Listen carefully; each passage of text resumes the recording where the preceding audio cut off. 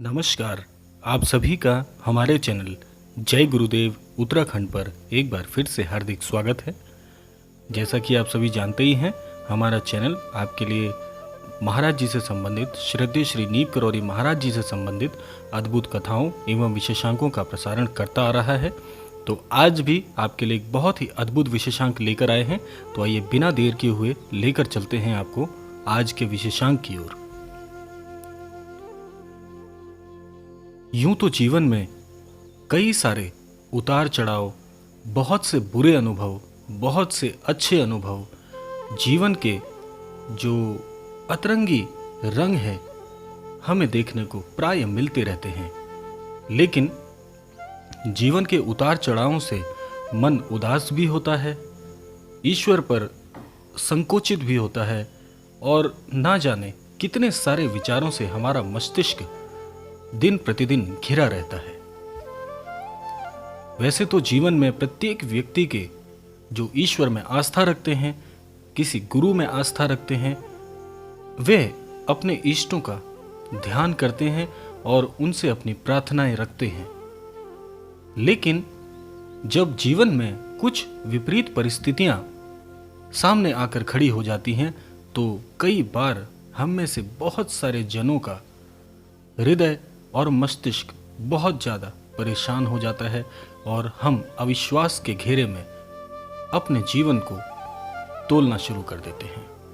तो आज का ये जो विशेषांक है इसी विचारधारा पर, इसी विषय पर आधारित है, जो कि आपको विश्वास और अविश्वास के इस संकेत से और जीवन में आने वाले परिवर्तनों से आज आपको बहुत अद्भुत जानकारी प्रदान करेगा।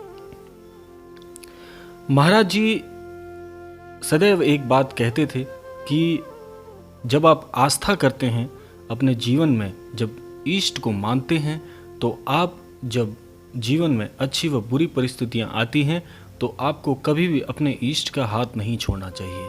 और यही बात गुरु के विषय में भी लागू होती है। महाराज जी कहते हैं कि जब आप जीवन में किसी गुरु को मानना शुरू कर देते हैं तो चाहे वे ज्ञानी हो, अज्ञानी हो, पढ़े लिखे हो, ना पढ़े लिखे हो, जब आप गुरु को गुरु मान लेते हैं, जीवन में अपना सब कुछ गुरु के समक्ष रख देते हैं, तो आपका कर्तव्य बनता है कि आप उन पर अटूट श्रद्धा एवं विश्वास रखें। हम में से बहुत से ऐसे लोग हैं, जब विपरीत परिस्थितियां आती हैं तो हम अपने इष्ट पर, अपने गुरुओं पर जो आस्था रखते हैं और जो विश्वास रखते हैं, कई बार वे विश्वास और आस्था खो बैठते हैं, जो कि जीवन में सबसे बड़ा पाप है। वह पाप क्यों है? क्योंकि जब आप अपने जीवन में सर्वस्व और अपने सर्वोच्च जो आपकी आस्था है वे गुरु को या इष्ट को सौंप चुके हैं, तो उसके बाद कभी भी हमारे जो कदम है वे डिगने नहीं चाहिए, लड़खड़ाने नहीं चाहिए। जब जीवन में अविश्वास की स्थिति उत्पन्न हो जाती है तो अविश्वास एक बहुत बड़ा संकट लेकर हमारे जीवन में आ जाता है और हम फिर अपनी आस्था को, अपनी श्रद्धा को खो बैठते हैं।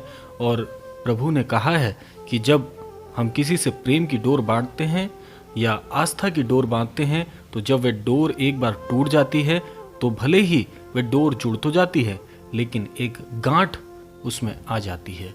और जब गांठ आ जाती है तो जीवन में अविश्वास सदैव उत्पन्न होना प्रारंभ हो जाता है।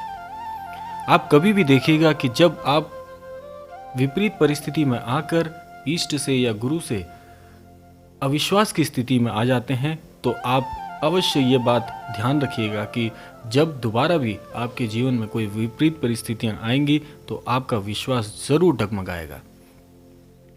विश्वास डगमगाना बहुत गलत बात है, क्योंकि ईश्वर भी मनुष्य की परीक्षा लेते हैं और वे परीक्षा इस प्रकार से भी हो सकती है कि क्या आपकी जो आस्था है, जो वो श्रद्धा है, अटूट है या नहीं है।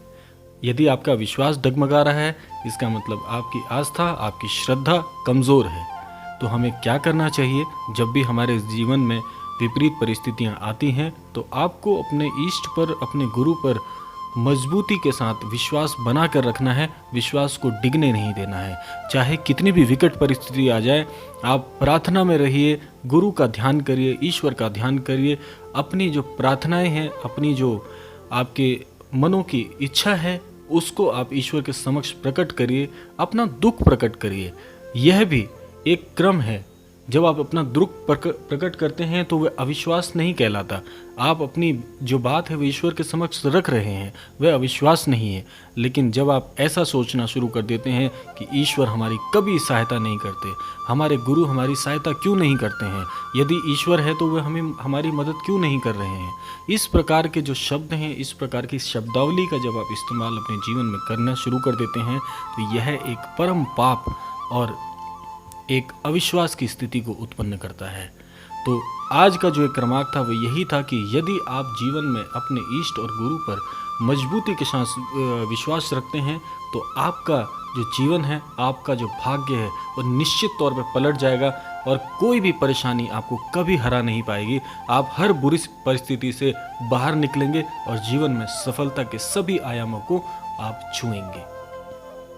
तो यह था आज का क्रमांक। आशा करते हैं आज के क्रमांक से आपके जीवन में कुछ ना कुछ उपलब्धता अवश्य जुड़ेगी। तो इसी विश्वास के साथ आज के क्रमांक को यहीं विराम देते हैं। मिलते हैं अगले क्रमांक में। तब तक के लिए जय श्री राम, जय गुरुदेव, जय उत्तराखंड।